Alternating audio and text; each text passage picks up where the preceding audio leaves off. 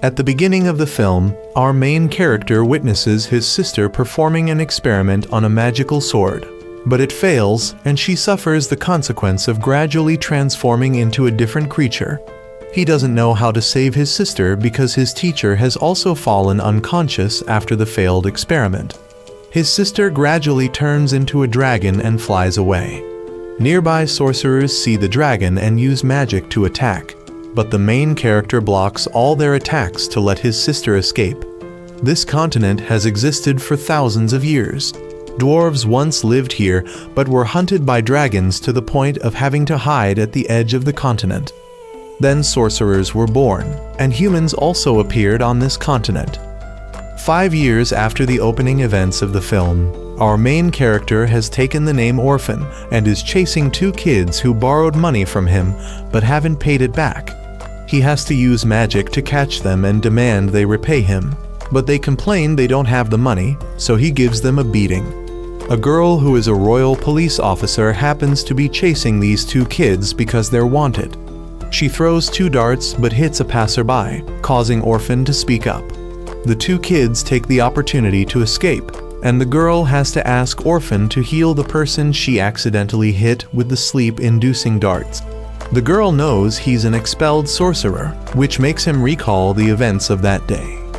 Orphan then goes to his usual restaurant to eat. The owner's son, Magic, is excited because Orphan is a sorcerer. The owner knows that many people out there claim to be sorcerers to deceive others, but Orphan is genuine because his dragon-shaped necklace is given by the Tower of Fangs to sorcerers. Magic's mother was also a sorcerer, so Orphan thinks he might be able to use magic too. Magic wants Orphan to teach him, but Orphan demands tuition fees. The owner wants Orphan not to take advantage of being a regular customer to lure his son. But Orphan believes Magic can still become a sorcerer due to his passion and sorcerer bloodline. Suddenly, the 2 kids return and want to make a deal with Orphan to have conditions to repay him. He then has to wear an elegant outfit and go with them to do something. Orphan notices that people seem to be out on the streets less, and the bespectacled kid informs him that there have been some shady things happening recently, so people rarely go out.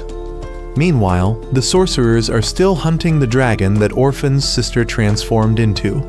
She sees her old teacher among them and decides to turn away without attacking. Orphan is now led by the 2 kids to a nobleman's house for a scam. Both the mother and daughter of this family, upon hearing that Orphan is a nobleman dealing in sleeping medicine, asked to step outside. Orphan, who didn't understand the plan from the beginning, is dragged here and has a bunch of nonsense made up about him, so he starts to struggle. Suddenly, the second daughter of this family enters and reveals that she has heard everything and knows all 3 are scammers. The 2 kids pretend to be brainwashed by Orphan, while he proves that he's a sorcerer, making the girl remember that a sorcerer from the Tower of Fangs once came to see her father. But her father passed away 2 years ago. She vaguely remembers that the person who came to see her father was quite muscular and had black hair tied back. Orphan's teacher has now chased the dragon to this town.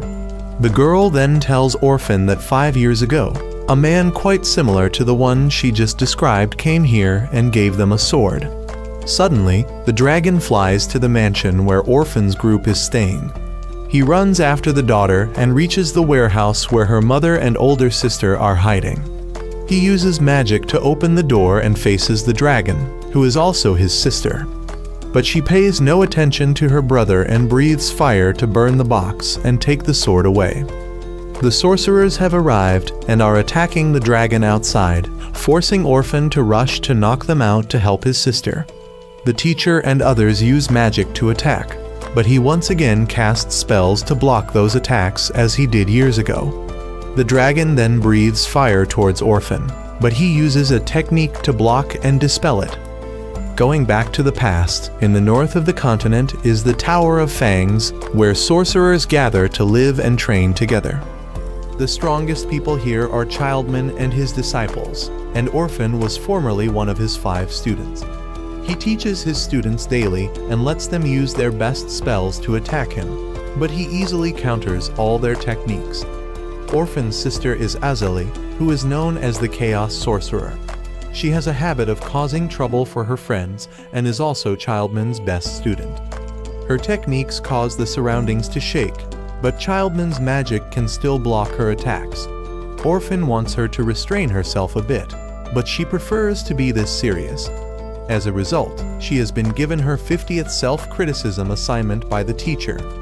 Orphan was then asked by Azali to write the self-criticism for her. She doesn't like writing, so he wants her to cause less trouble to avoid having to write.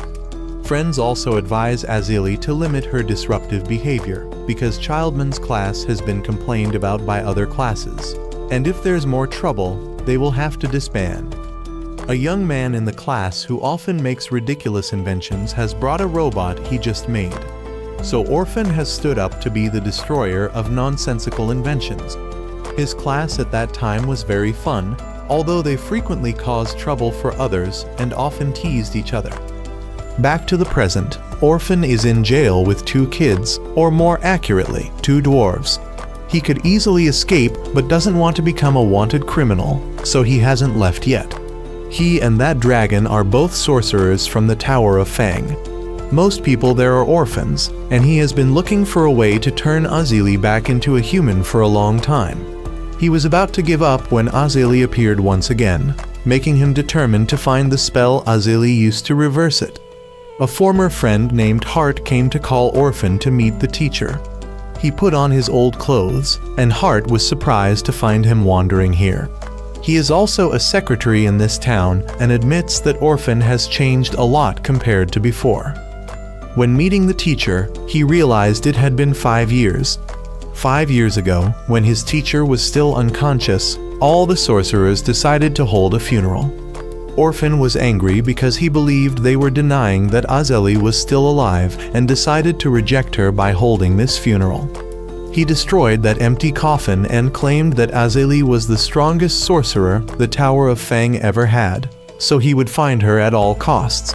If they wanted to bury someone, they should bury him. He would discard his old name and choose the name Orphan to go find Azali. Hart wanted to stop him because he was the best in the class, but he was only at the top because Azali never took tests.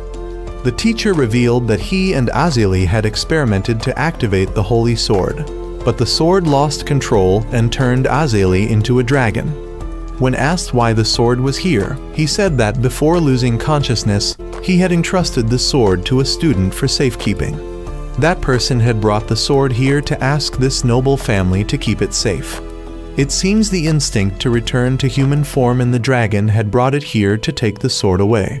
Childman revealed that to capture Azali, a master of both black and white magic, they needed a black sorcerer specializing in combat like Orphan. He refused to help them kill Azali. The teacher didn't force him, but said he was the best person he could rely on. Hart also thought that he could restore his reputation and return to the Tower of Fang if he helped them, but he was still not very willing. Childman revealed that he had placed a tracker on the sword before the dragon took it away, so if he didn't go with him now, he would never see Azali again. He would leave tonight, so Orphan could come if he wanted. Orphan then returned to the inn to pack his things. He promised Magic he would return soon to pay the rent. He then went to the noble's house to repair their warehouse. The daughter paid him with this magic ring. He recognized this ring as Azali's from before. It had magic engraved on it that could block a single attack. He knew this ring had been sent here with the sword and decided to set out to find Azali. He would save her and help her escape before the other sorcerers could kill her. He then set out and joined up with the other sorcerers. When meeting, he also encountered Comic, the young man with bizarre inventions from the past. He had changed quite a bit, and Orphan knew that on this journey, he couldn't let old emotions interfere. He had to save Azali at all costs. On the way, Orphan noticed that Childman had brought a white sorcerer to seal Azali. He knew that he had anticipated casualties on this trip and thought he was willing to let the whole group die in exchange for at least one person killing Azali. Meanwhile, the noble's daughter and the 2 dwarves were following behind. The 2 dwarves wanted to capture Azali to sell her for money, while the daughter just wanted to help Orphan. Suddenly, all three were discovered by a bear and screamed. At this time, Orphan and the group had stopped to rest for a while. He saw that this group was full of strong people, with Childman certainly being the strongest. He didn't know if he could defeat them all to save Azali, so he decided to leave first. He sensed Azali's presence and ran off, shouting her name. He felt her presence more clearly and continued running and calling out to Azali. Suddenly, a wave of fire swept through and burned down a portion of the forest. He thought Azali had cleared the path for him, but then the dragon suddenly breathed fire towards him. Orphan tried to dodge and advance, but it was almost hopeless as his power was no match for Azali's. He could only raise a shield to block the attack when at that moment, Childman and the other sorcerers arrived. Comic came to heal him, while the white sorcerer who came along rushed out to try and seal Azali. But before he could finish, he was incinerated by the fire breath. They had to split up and cast spells at Azali. Orphan noticed the sword and decided to quickly rush to grab it. He took the sword and ran, with Azali chasing after him. Childman had Heart chase after Orphan, and then Comic became the next to be incinerated. Heart caught up and informed Orphan about Comic's death, saying that if he had just helped them, Comic wouldn't have died, and that what he was trying to do was futile because only Azali knew how to use the sword. Orphan was determined not to return, so there was no choice but to fight Heart. He enveloped Orphan in darkness and rushed to attack, but Orphan used magic to counter it. At that moment, the other three ran up and accidentally hit Heart on the head. He had helped them deal with the bear and decided to help Heart because this might be what he felt was right. He then returned to find that the dragon had dealt with everyone except Childman. He went to support him, and they fought back together. When Childman had an opening, he was about to launch an attack to take down the dragon, but Orphan blocked the attack. So he approached and stabbed Orphan once before launching his own chaos spell to completely destroy the dragon. He then healed Orphan and let him go to the dragon's corpse on his own while he and Heart returned with the sword. Orphan seemed to hear the dragon's last words and realized something. The next morning, he waited on the road that Childman would pass through. He called Childman out to meet. He knew who he really was. He had realized that the soul inside that body was actually Azali, not Childman. Knowing her cover was blown, Azali revealed herself. She knew Orphan was the only one who could see her true self, and she had hoped that one day he would become her ally. She admitted that she had failed in her experiment years ago, lost consciousness, and transformed into a dragon and flew away. 5 years later, when Childman woke up and chased after her, she recognized him and switched consciousness with Childman. She didn't know where the sword was, so she let him find it for her. This sword could transform anyone cut by it into any shape, so she wanted to return to her original form and be with Orphan. But he felt that she had betrayed his trust, so he would oppose her because she had killed Childman. He had entrusted that task to Orphan before he died. They then engaged in battle, with Azali thinking she had struck Orphan, only to miss and be counterattacked. He revealed that he had swallowed the ring, and it had indeed protected him after one hit. He would take the sword away, and she could keep Childman's body, but he was sure that body wouldn't last much longer. Him were about to take the sword, but him had let Azali know that Childman had sacrificed himself for her. He had chased after her to help her return to normal, and the reason he didn't resist when she swapped their consciousnesses was because he wanted to save her. Azali was determined to become someone worthy of Childman, so him left the sword behind. The film takes us back to the past, when Orphan was still living in the Tower of Fang. He and his friends had mischievous days there. He often went around with a dolly, who was always causing trouble, and their friend Tish, who was part of the disciplinary committee and frequently had to resolve issues. Since Childman was rarely at school then, Tish always had to manage this troublemaking group. She threatened Azali that if he kept causing trouble, he'd be punished with 100 strikes. Orphan back then wasn't much of a troublemaker, but because he hung out with a dolly, he often got warnings from Tish. Hart then ran up to report that he had just found a few girls, But Tish threatened to forbid him from approaching any girls anymore, because he would chat up anyone he met and then follow them around. Just then, Comic arrived. He got punched by Tish for running in the hallway. The thing was, Comic was having trouble with his invention. Comic led his two friends to the courtyard, where his invention was causing problems for everyone as it could reflect magic attacks. Hart stepped forward to use wind magic, but it was reflected back and blew him away. Orphan had to step up and use light magic to lock its arms, and Tish from above added another shot to finish it off. The next morning, Azali came to call Orphan for a trip. When they got on the horse carriage to leave, he still didn't know where they were going. After looking around for a while, he realized Azali was taking him home for a visit. They both then returned to their old town, where they had been sent to the orphanage. They went back to their old orphanage. Azali remembered the day Orphan was sent there. At that time, she and Tish were still friends there and were very excited when Orphan arrived. He and these two older girls had many memories together there, until one day both girls were taken to the Tower of Fang, and he didn't see them again until he was also brought there.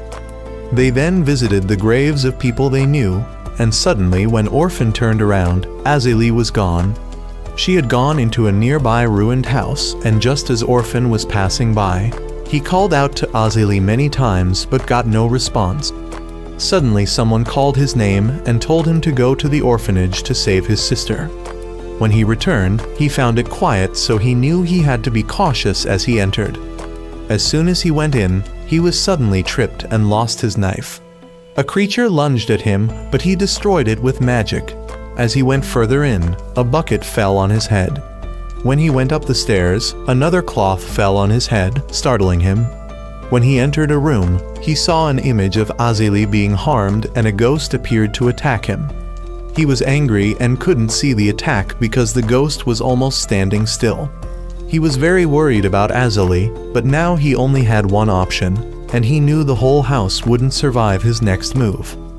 He then used a spell called Heart Mirror that caused the whole house to collapse. Azali nearby was also surprised because she had lost to Orphan. That night, she brought things to Orphan. He was surprised that she was unharmed, and she even called him to return as if nothing had happened. He immediately knew that Azali had played a trick on him because the bucket and cloth had been used by Azali to trick him before. She pretended not to know anything, but he was very angry with Adali. He knew Azali had gone too far with her joke, and was sure that the incident with Comic's robot going berserk was also Adali's doing. She returned the knife to Orphan, confirming his suspicion that it was indeed Azali who set up the trick. Azali thanked Orphan for worrying about her. They both then left, and Azali said that if this really happens in the future, he should remember to find her at all costs. Back to the present, Orphan still remembered when he spared Adali's life. She was determined to go find herself again. As for Orphan, he now knew there were two people behind his horse carriage. He told them both to show themselves and guessed it was the young lady and Magic. He had known they both snuck on since the time she gave him this horse carriage. Orphan asked why they were following him. The young lady wanted to see the world and had left a letter for her mother. Magic wanted to learn magic from Orphan and would pay him tuition fees. Magic had discussed this with his father, so Orphan shouldn't worry. Magic also knew this young lady because they both studied at the same school.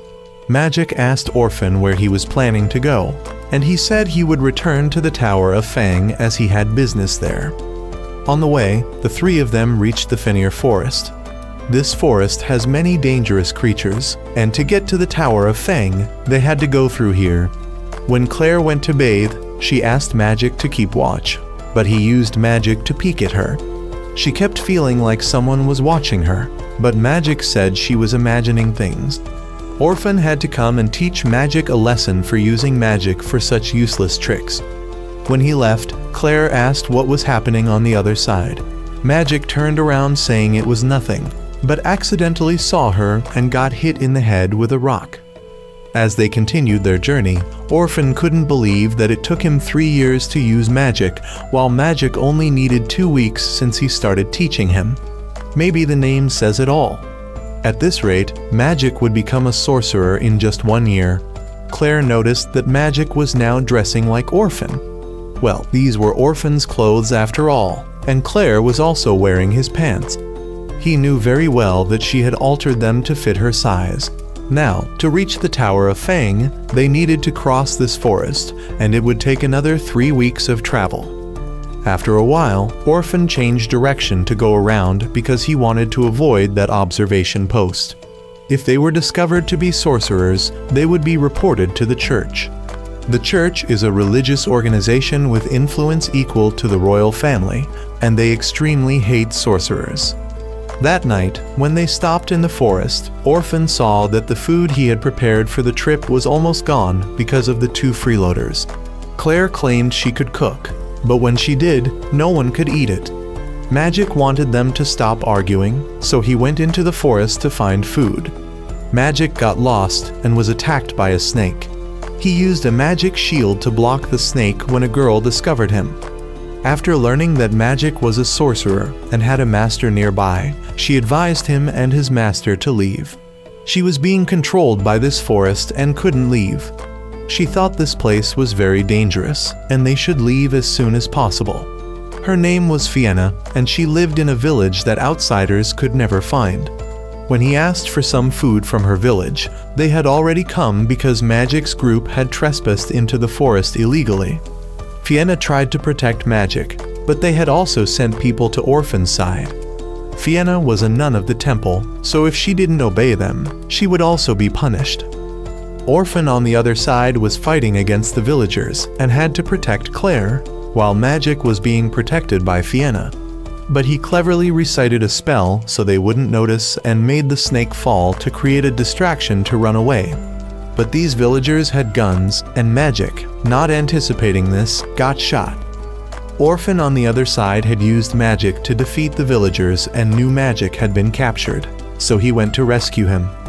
The 2 dwarves were also captured in the village. They were the ones who had tipped off the villagers to attack Orphan's group. They were currently being forced to work there and would soon find a way to escape. As for Orphan, he soon found the village and noticed that Magic seemed to be imprisoned in that tower. He recognized the village flag as following the dragon faith. In this world, there are 2 faiths, the faith of the gods and the dragon faith. The dragon faith is the enemy of sorcerers. Claire didn't understand why the symbol of sorcerers was a dragon, yet they were hated by the dragon faith, so he had to explain. In ancient times, the 6 strongest dragon races lived together and stole magic from the gods. The leader of the 6 races was the Angel Dragon tribe. They created humans and the sorcerers of today. Sorcerers can be seen as half human, half dragon. Although the angels of the past created humans, they believed that sorcerers were individuals who had stolen power from themselves, so they organized sorcerer hunting events. When the angels disappeared, the hunt also ended, and only a few old-fashioned people still held the angels' ideology, so they established the dragon faith to oppose sorcerers. Suddenly, a power surge appeared right in the middle of the village, and Orphan discovered that the thing that appeared was the master of this forest, Fenrir. The villagers called it the master and came to worship. Orphan knew he had to overcome the wolf to reach the tower. He asked Claire to go to the observation post and report what was happening here. He was then discovered by the village chief and had a gun pointed at him. Orphan quickly ran away and was soon surrounded by villagers. He was forced to use magic to fight back, but got stabbed in the hand. The wolf had also approached behind him. It asked if he was ready to make a trade to gain the power to protect what belonged to him. He then became dizzy and fainted. After that, Fienna informed the villagers about what the wolf had told her, but she only said what they wanted to hear and concealed the truth. She then said a few things to Orphan, telling him not to oppose the village chief. He later woke up in jail and didn't say anything when questioned.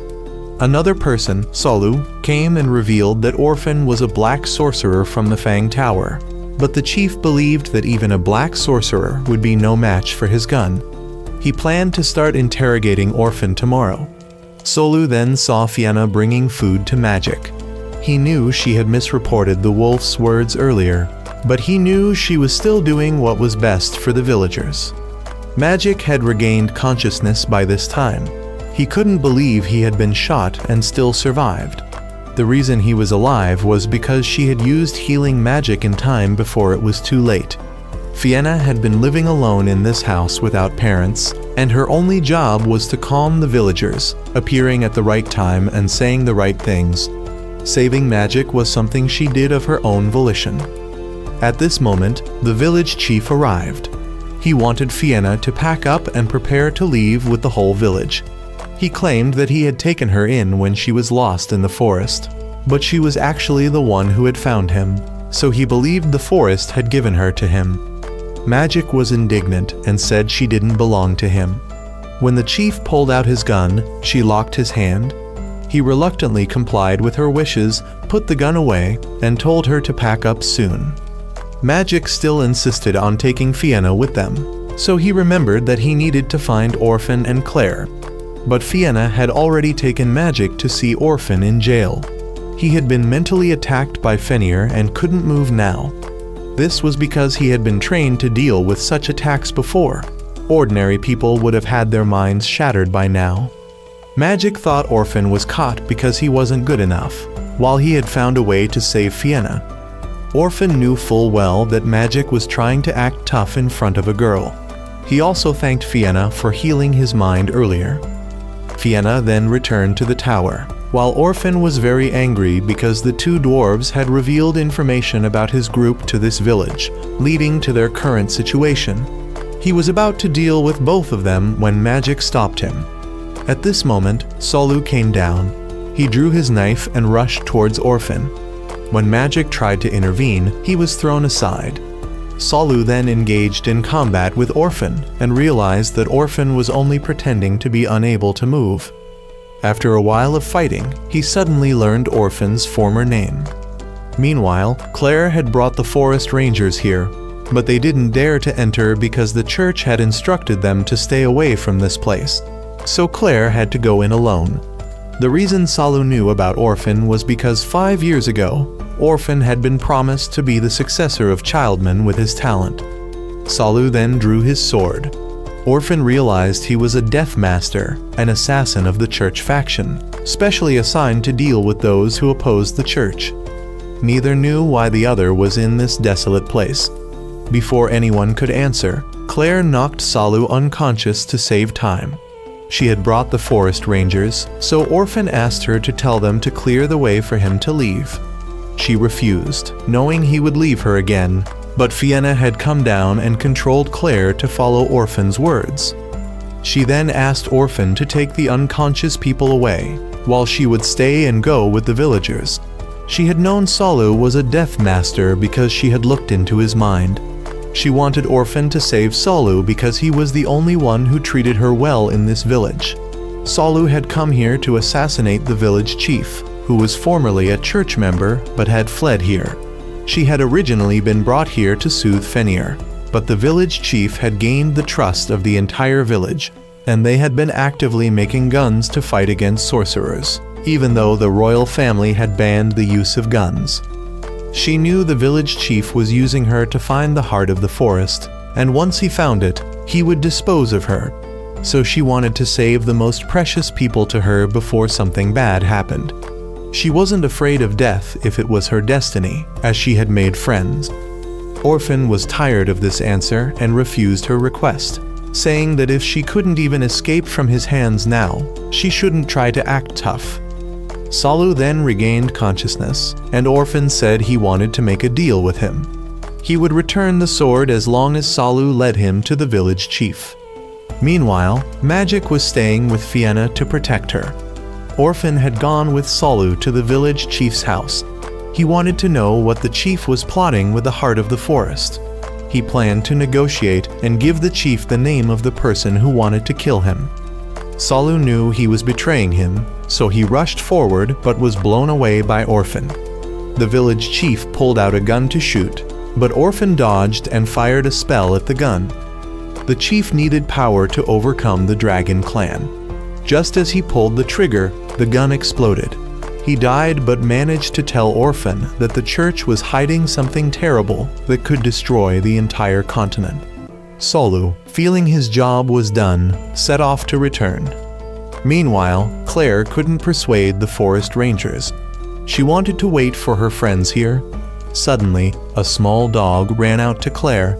The rangers had chased and beaten it, but it jumped onto her. They informed her it was Fenrir's offspring. Knowing Fenrir was nearby, they fled first. The villagers had discovered the village chief's death and wanted Fienna to lead them. But Orphan thought they should make their own decisions. They didn't listen to him and decided to chase Orphan to force him to guide them to the heart of the forest.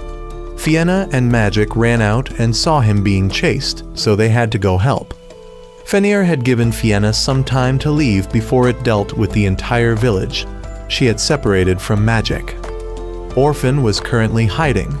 He peeked out and was spotted by someone, so he knocked this person out and took their gun. He then met up with Magic and went with him. They were soon driven onto a rooftop and surrounded. Solu had come to pick up Fienna, but she didn't want to leave because she still had things to do. Orphan revealed that he could use teleportation magic. It was quite risky, but could only teleport 10 meters, so they both tried it and managed to teleport to the neighboring rooftop. They temporarily escaped and met Claire when suddenly Fenrir appeared. It started destroying the village, forcing Orphan's group to run to stop it. He threatened it with its offspring, but it didn't care and told him to do whatever he wanted, as it could use resurrection magic. It had originally given the village a chance when it sent Fienna there. She was a corpse that it had resurrected and sent to oversee the village. It was very angry about the village chief's plot to touch the heart of the forest. Now that the chief was dead, the whole village was plotting the same thing, so it had to punish them severely. Orphan wouldn't let it do that and would stop it at all costs. He then pulled out his gun and fired a few shots, but they had no effect. The wolf attacked him with mind magic, but he managed to use a spell to break it. He knew the wolf's ability was to attack through eye contact, so he just needed to limit its vision to break the spell. He then told Magic to use light refraction magic like he had used to peek at Claire. Magic created a refraction zone around the wolf, enough for Orphan to throw the gun in and use magic to make it explode. The wolf was down, but it decided to let Orphan and his group go. It had met Childman before and decided to keep its promise to him about sparing Orphan this time. It was still obsessed with dealing with the village when Fienna arrived. She also had some of its power and decided to sacrifice herself to protect the village. The wolf knew it could no longer control Fienna, so it would deal with her too. But Claire stood up and held up the wolf cub. It had expelled Fenrir back to the forest. Fenrir had warned them about disturbing the forest, and that their freedom would not be eternal. The next morning, the two dwarves had come out of hiding. They thought Orphan had been incinerated by Fenrir, but he had come to remind them about paying their debt. Fienna had left with the villagers for another place. She had thanked Magic and Orphan for helping her escape from being Fenrir's subordinate. She hoped Magic would become a great sorcerer. Orphan's group then set off, and Magic still felt worried about Fienna, but he still wanted to become a sorcerer more. Claire then ran out, and she had brought the wolf cub along. Orphan saw that they already had another mouth to feed. On the way, Orphan dreamed about what the principal had said about his destiny, that he would surpass his teacher, Childman. He woke up and doubted the words he had just remembered. Not long after, all three officially saw the Fang Tower. Magic believed it was where he would become a true sorcerer. At the school at this time, people began to hear news that the fifth elder had been assassinated. If this continues, all the elders will soon be killed. The administration wants to quickly resolve this major case as it affects the safety of Fang Tower, even if they have to use force to solve it.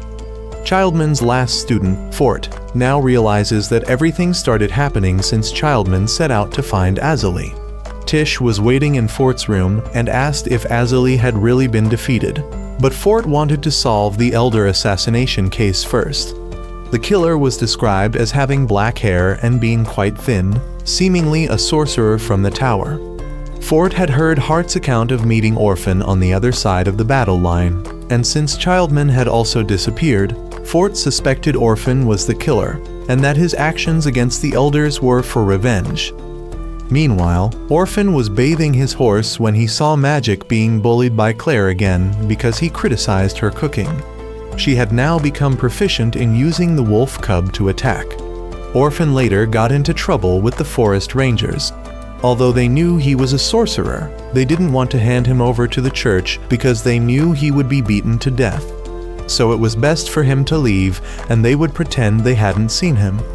As he was leaving, he remembered he forgot his dragon-shaped necklace. When he went back in, the forest ranger had been assassinated, and on the wall was his necklace along with a message asking who the heir was. The other two didn't know what he was pondering. Suddenly, the carriage was unexpectedly shot and exploded. Magic and Claire discovered someone in the sky. Magic shot a spell at him, but it was shot back stronger. But the wolf cub blocked the attack for both of them. Orphan was unharmed after the previous attack and returned. He called the other guy a brat, so he used teleportation magic and appeared right in front of him and shot a crystal spell.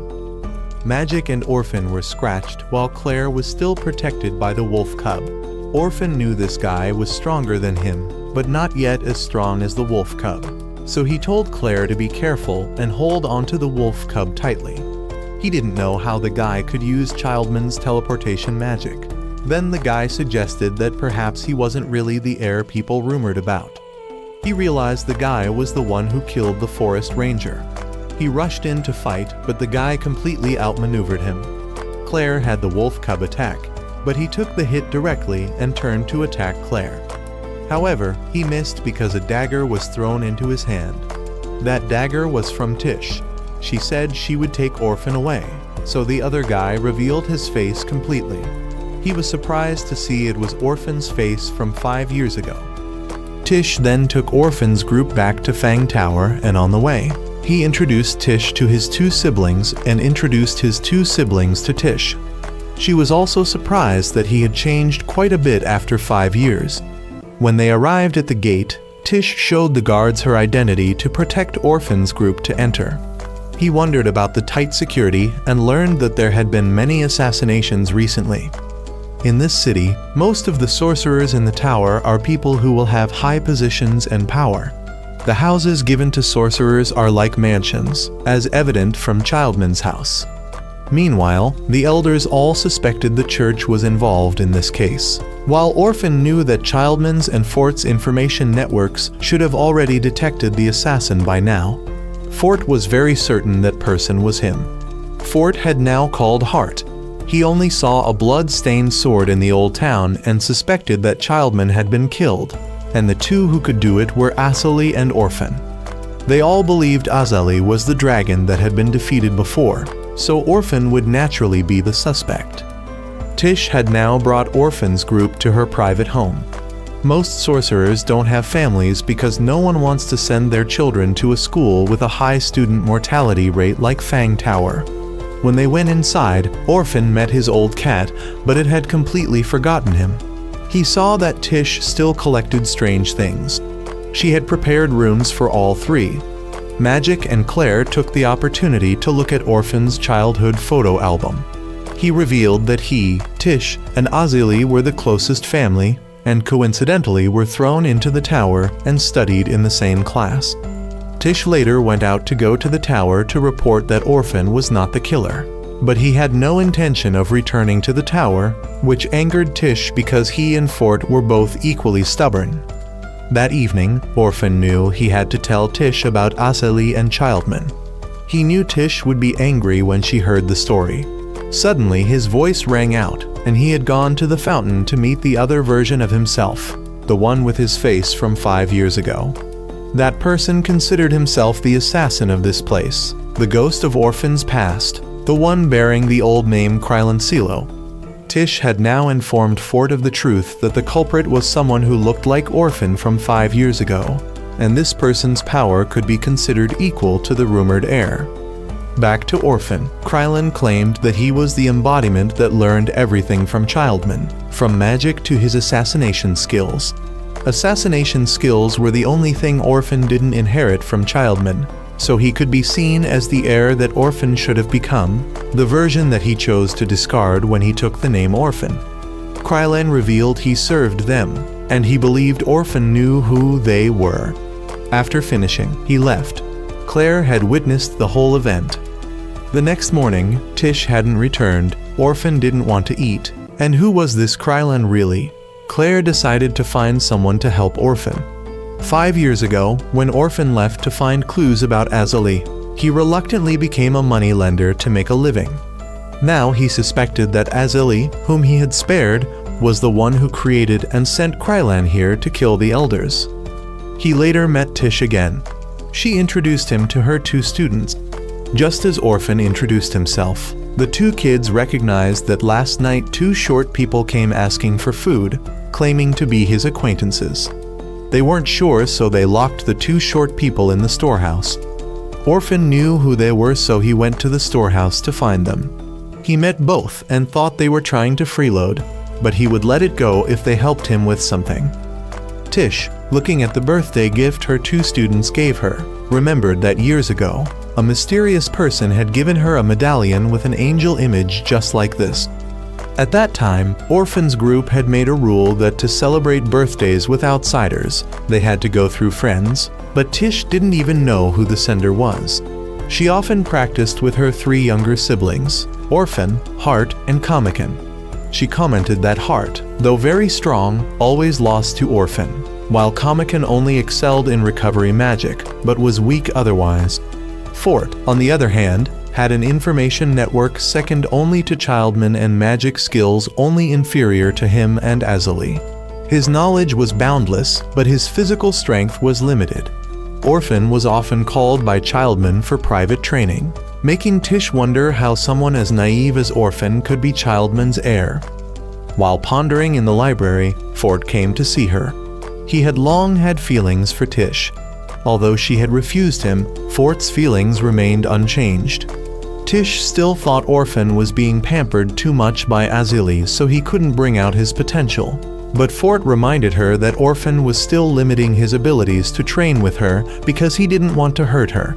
So she had to call Orphan out for a serious fight. He didn't understand what was happening when she attacked him first. She had realized he was intentionally holding back during training, so she said directly that she wanted to see his true abilities. So he deflected Tish's attack in an instant and countered with a blow that sent her flying. Now she realized that when he was serious, he truly lived up to the title of heir. Back to the present, Orphan had come to see Tish to ask about a few things. He saw the mysterious gift from years ago and recognized the handwriting on the message as Comican's. Meanwhile, Claire and the 2 short people were now tasked with investigating the assassin for Orphan. Tish informed that the entire tower had almost completely stopped functioning now, as Comican had died in battle. Hart was working as a secretary in another town, Azali had vanished, and Master Childman had been missing for 2 months now. Orphan knew what had happened but didn't want to say. Tish also revealed that the situation was escalating as Fort had been poisoned in his tea. He had realized it, but didn't make it public because he wanted to control the entire tower as Childman once did.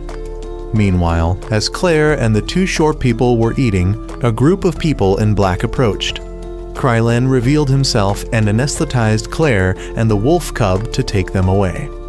Orphan knew he had to tell Tish the truth, so he informed her that the only person who could infiltrate Fort's network was either himself or Childman.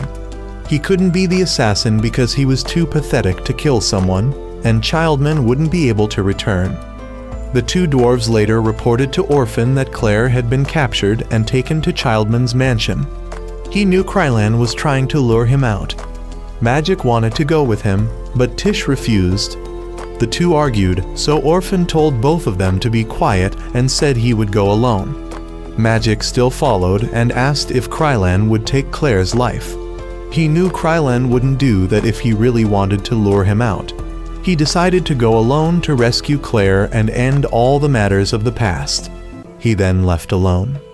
Magic wanted to follow, but Tish's student informed Magic that years ago, The tower wanted to train exceptional people for the court, so they invited Childman to be a teacher.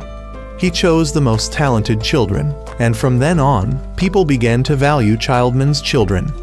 Orphan was the most talented and received all of Childman's techniques and magic, but his weakness was that he couldn't kill people. When he left, the tower feared someone would follow Orphan and persuade him to return to the court, so they sent people after him. They suspected Orphan had defeated the follower and left them to die. Although not knowing the details, Magic believed Orphan wasn't the person they thought he was, so he still wanted to help him. Tish also followed. Orphan had now arrived at Childman's mansion. Childman had taught him that everyone has a weakness to be exploited. Orphan was considered to have only one weakness, not daring to kill people, and this assassin version of him had overcome that weakness. So now he would have to face a powerful enemy without weaknesses. But he would try to prove to Childman that even an enemy without weaknesses can be defeated. He then flew up and entered through the roof, where Krylan was already waiting for him. They both continuously cast spells and destroyed Childman's house. Orphan knew Krylan was created by Azali, and she wanted this Krylan to be defeated by Orphan. Only then could he overcome his only weakness. But now Krylan had his own consciousness. He wanted to defeat Orphan and become the only one by Azali's side. They then took out knives to fight, but when they got close, they still used magic. They continued using knives, and Orphan cut Krylan's arm. He revealed that he had thought of 3 ways to defeat him. The previous method was 1, but he knew it wouldn't work again. The second way was that he had shot out the blade and then rushed in to step on his foot to make him fall. But Krylan had used magic to counterattack, causing Orphan to be unable to dodge in time. Tish and Magic had also arrived by now and told the police to handle it. Orphan woke up in Childman's basement. Krylan had come down to find him and revealed that Childman had passed on to Azali something called the Sorcerer Killing Machine. It was a puppet, and when characters were carved on it, it would activate. Azali had always been observing him and then activated it and controlled it remotely. Krylan then took out the Holy Sword. Azali herself had slashed the puppet with this sword and transformed it into a shape similar to Orphan. He then discovered that Claire was also behind, paralyzed by a spell. Krylan knew he wouldn't leave Claire and run away. So Orphan had to use the third method. He rushed to attack, controlling the sword and casting a direct spell at Krylan. This was the move that Childman often used to torment him, and he didn't hesitate to break the neck of this puppet, because the way he thought of was to fight with a mindset ready to kill. When he discovered that Krylan was bleeding but showed no unusual signs, he began to suspect that he wasn't human. Tish and Magic were gradually approaching, not knowing where Orphan was. Krylan was still not dead. He was still determined to take Orphan's life to become the only Krylan that Azali needed. They then cast their strongest spells at each other. Both sides continuously cast spells to push back the opponent, but in the end, Orphan was the victor. Tish knew the battle was over, so she also moved faster. Magic took the opportunity to pick up another book to bring along. Orphan had now defeated the puppet and met Azali again. She revealed that she hadn't killed the elders, but the puppet had developed its own personality. She had retrieved the puppet and told Orphan that she still had work to do. She noticed Orphan looking at her with a frightening gaze, but he remarked that wasn't she very good at killing those who stood in her way, yet she was afraid of his gaze. However, he was the only one she couldn't kill. The story of him leaving someone to die was true. She believed he was the only one Childman had fully trained to counter white magic through mental training, and the reason he did so was for Orphan to be able to control her, the only one proficient in white magic in the class. But Orphan didn't think Childman had such thoughts. He had long wanted her to live peacefully somewhere. He advised her to return to the light, to the home Tish had prepared for them. She still wanted Orphan to follow her because he was the only one she could understand. She believed that next time, Orphan would have an answer for her. Seeing that Claire was about to wake up, she decided to arrange to meet him next time. She also didn't want to meet Tish at this moment, so she left immediately. Tish and Magic then came down and reunited with Orphan. That night, he was taken back and bandaged, but he had to vomit everything Claire had cooked. She had to hide outside the gate because she didn't want to be punched by Orphan. Azali, at the gate, gave her some advice about making mistakes, all philosophical sentences that I'm sure him don't want to hear, so let's skip that. Meanwhile, at the tower, an assassin had broken in and killed several more people there. Orphan was now packing because he wanted to leave soon, but as soon as he reached the door, he encountered another assassin. The assassin knew who he was. At this moment, Claire and Magic came up, so he prepared a spell to protect both of them, but the assassin had already left. Claire then took out a cake she had just made for Orphan to eat. He absolutely refused to eat, but was still forced to swallow it while talking and could only vomit it out. Tish had to come over and tell them to shut up because she had been working for 2 days without sleep. The next morning, Orphan said he wanted to leave after enrolling Magic in the tower. He had resolved the assassin issue and revealed that Krylan was a puppet, but he said he didn't know who had activated it. Of course, Tish realized he was lying, but he still insisted on not revealing anything about Azali. Tish informed him that she had vouched for his return to the tower, so he could stay without any pressure, but if he remained stubborn, he would have to face assassins from the tower. However, he revealed that what she said had already happened. Meanwhile, Magic was reading the book he had picked up from Childman's house when Claire misunderstood it as reading her diary. He had to remind Claire that her diary was still in her other hand. Orphan came and said he would take Magic to the tower. Claire wanted to go, but Orphan refused, so Tish would have her 2 students take Claire on a tour. While eating and viewing the Tower Fang, all 3 encountered the 2 dwarves again. They were selling Tower Fang-shaped pillows. Claire threatened to tell Orphan, so they sulked and went elsewhere to sell. Tish's student revealed that this tower was originally managed by the upper levels, and below were the classrooms. Childman's class was the most favored and had some influence on the upper levels, which is why they were hated by other classes. Childman's disappearance had thrown the tower's order into chaos at this time. Meanwhile, Orphan was taking Magic to the tower with Tish when Orphan asked if she had made any enemies.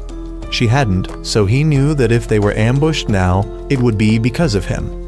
Just as he finished speaking, the entire car was attacked. Orphan used Magic to protect the car and even blew away the anesthetic smoke released from some flying bottles.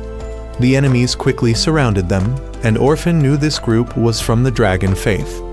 Orphan rushed out alone and dealt with them all. He questioned one of them about the reason for attacking his group, suspecting it was revenge for the group in that forest, but they accused him of massacring their people when he hadn't killed anyone at all.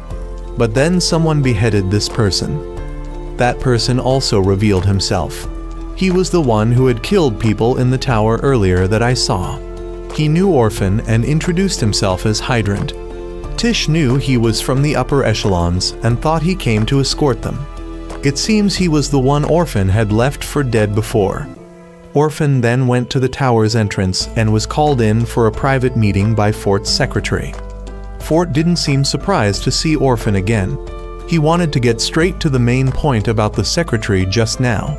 He was a student of Curlane's class, a rival class to Childman's, and what about this Curlane class? Simply put, the assassin him met last night was from Curlane's class, and so was Hydrant whom him just met. He had sent a report here saying he had found a group of dragon cult followers wandering near the border of this place, so he massacred them and now was exterminating the survivors. The reason Fort only called Orphan in was because he knew Tish would get angry hearing this news, but Orphan was no exception. He went to Curlane's class to find him, and he was already waiting for him there. When he came looking for Hydrant, Curlane informed him that he was no longer a student here. He knew what Hydrant had done but turned a blind eye because his job was just to clean up the dead bodies. Him threatened him not to touch Tish or Magic, or else you'd come after him. Of course, he knew your capabilities, but advised him not to make an enemy of him. because currently Childman wasn't here to control him. Orphan then left, and Tish was still upset because Fort wouldn't meet her, but Magic was happy because she could submit an application to the tower. Meanwhile, Claire had just returned when she encountered the assassin from last night. Orphan returned to find Claire injured and unconscious at the gate. Tish's 2 students informed that it was due to an assassin's attack. Orphan recognized it might be the one he met last night.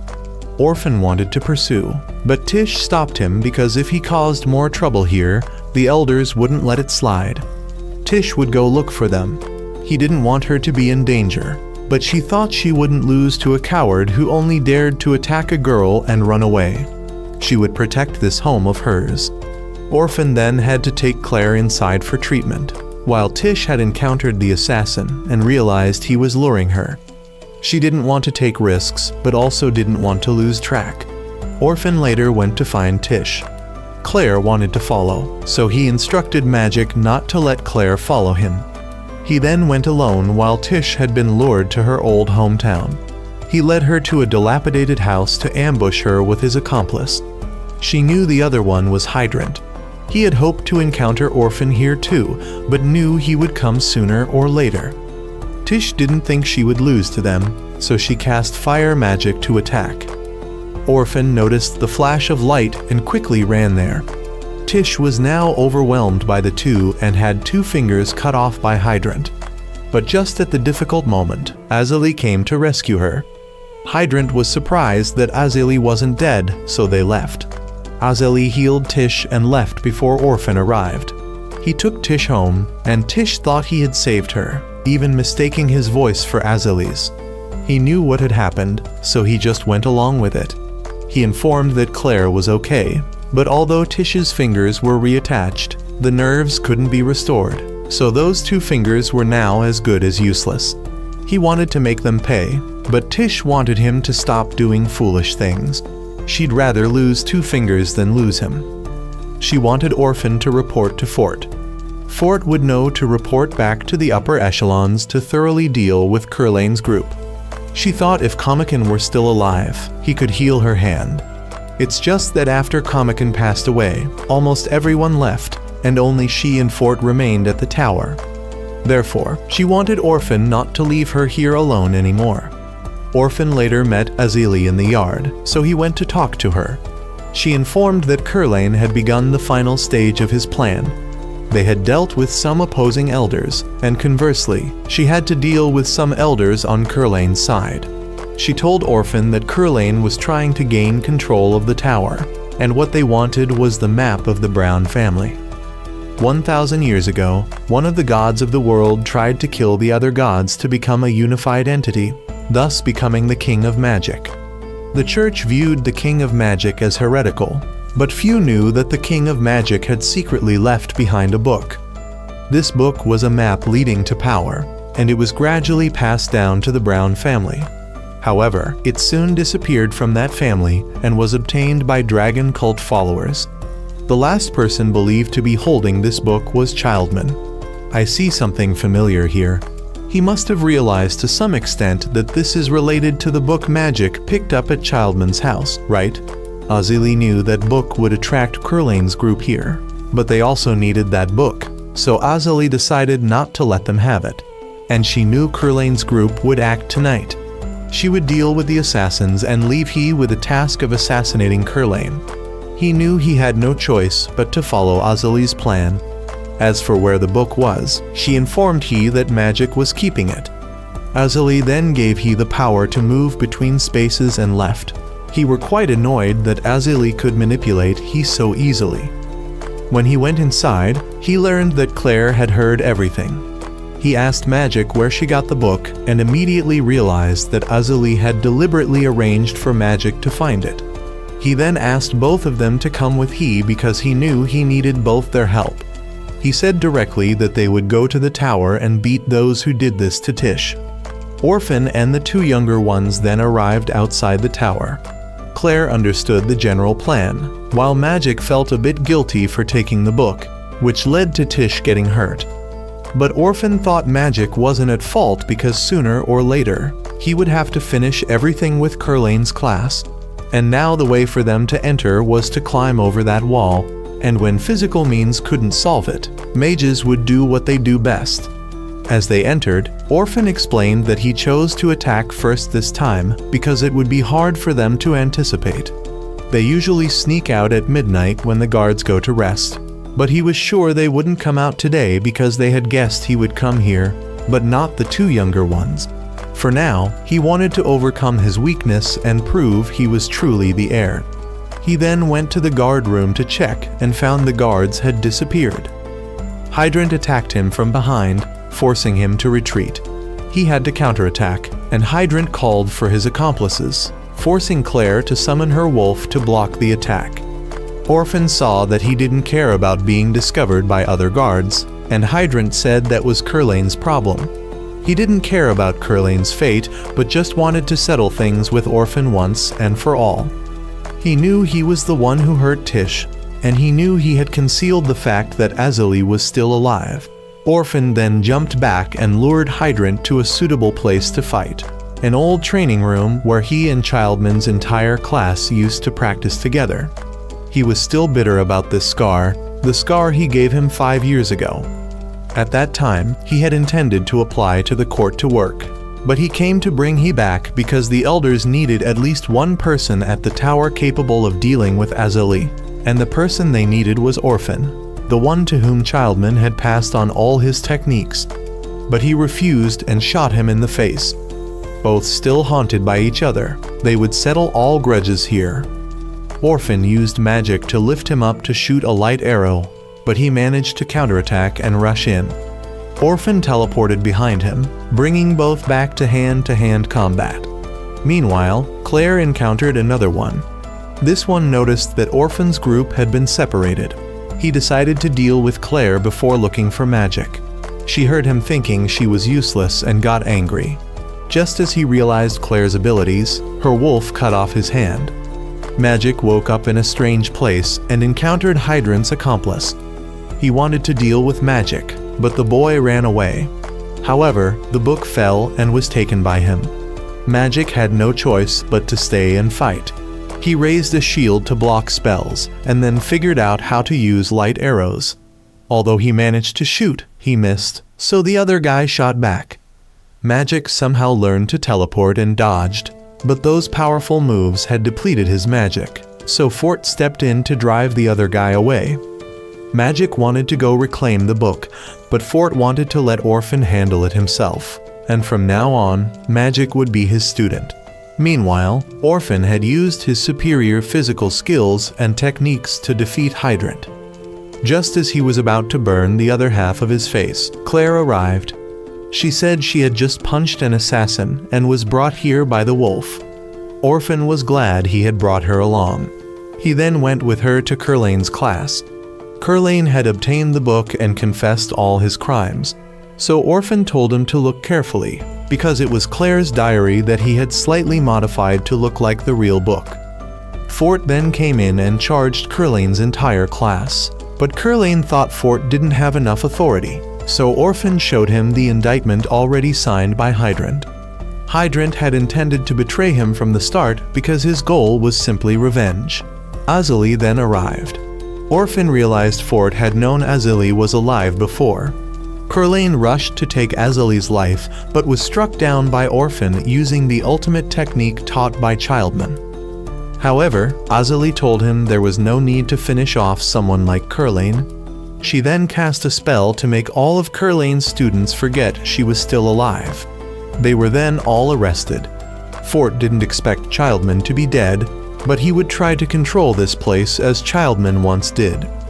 Azali had the real book with her and revealed that it contained the secret to preventing the world from reaching destruction. She would investigate it herself, and if Orphan wanted to find her, he should go to the church. Thus, Azali continued her journey towards her own goals, and Orphan would continue his journey to uncover the mystery of Azali's objective. This concludes part 1 of the film.